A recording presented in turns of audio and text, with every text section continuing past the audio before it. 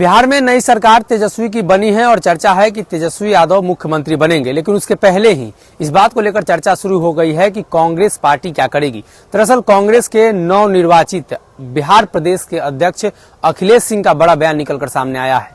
जैसे ही अखिलेश सिंह अध्यक्ष बने और पार्टी कार्यालय में प्रेस कॉन्फ्रेंस करते हुए उन्होंने स्पष्ट किया कि कांग्रेस को बिहार सरकार में जो भागीदारी है वो कम मिली है, मंत्री कोटे को बढ़ाया जाए ताकि कांग्रेस पार्टी भी अपना बिहार में विकास कर सके।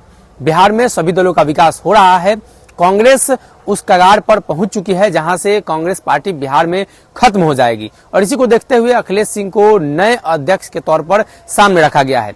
अखिलेश सिंह भूमिहार समाज से आते हैं और चर्चा यह है कि भूमिहारों के वोट बैंक को साधने के लिए, भारतीय जनता पार्टी के वोट बैंक को काटने के लिए और राजद के बढ़ते जनाधार को रोकने के लिए कांग्रेस पार्टी ने बड़ा कदम उठाया है। राहुल गांधी, सोनिया गांधी और प्रियंका गांधी का बिहार में एक जनसभा भी होने वाला है और उस जनसभा के माध्यम से कांग्रेस अपनी जमीन को मजबूत करेगी।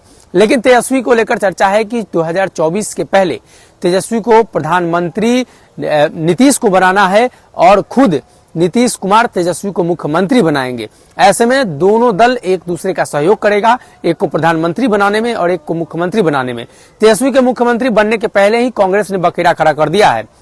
हालांकि गठबंधन में जितने विधायक चाहिए तेजस्वी और नीतीश को मिलाकर है सरकार बनाने के लिए, बात की जाए तो 43-45 के आसपास का जो आंकड़ा है जदयू के पास है और 80 के आसपास का जो आंकड़ा है वो राजद के पास है। यानी दोनों मिलाकर बिहार में सरकार बना सकती है।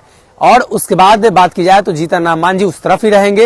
लेकिन कांग्रेस पार्टी के इस बयान के बाद चर्चा तेज हो गई है कि आखिर आने वाले दिनों में कांग्रेस क्या करेगी। पिछले दिनों जब गोपालगंज में चुनाव हो रहे थे उस दरमियान भी कांग्रेस की तरफ से लगातार सवाल खड़ा किया जा रहा था कि कांग्रेस का वो परंपरागत सीट रहा है, कांग्रेस वहां से चुनाव लड़ते आई है तो उसे वो सीट दे दिया जाए। लेकिन भारतीय जनता पार्टी के दबाव की वजह से भाजपा वहां मजबूत है, इस वजह से राजद ने अपने आप को आगे किया और राष्ट्रीय जनता दल वहां से चुनाव लड़ रही थी।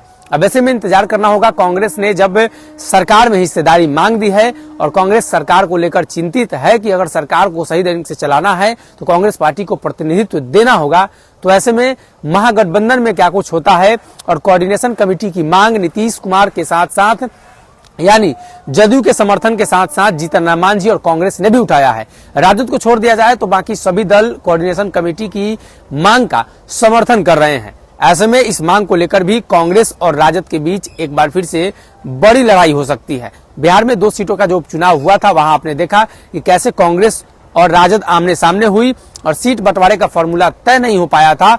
भक्तचरण दास बिहार आए थे जिनको लालू प्रसाद यादव ने जो टिप्पणी की उसके बाद चर्चा का विषय बना और एक बार फिर से कांग्रेस और राजद के रिश्ते मधुर होते हुए दिखाई दे रहे थे। लेकिन इसी बीच नए अध्यक्ष के आगमन के बाद एक बार फिर से बवाल शुरू हो गया है। अगर ये वीडियो पसंद आई और वह बिहार के राजनीति और बिहारियत से सरोकार रखेनी तो सब्सक्राइब बटन दबा के चैनल के सब्सक्राइब कर ली। ओजे एगो घंटी बा, ओकरा बटन दबा देला से कुल सटीक और मारक खबर रुआ मुफ्त में मिल जाई।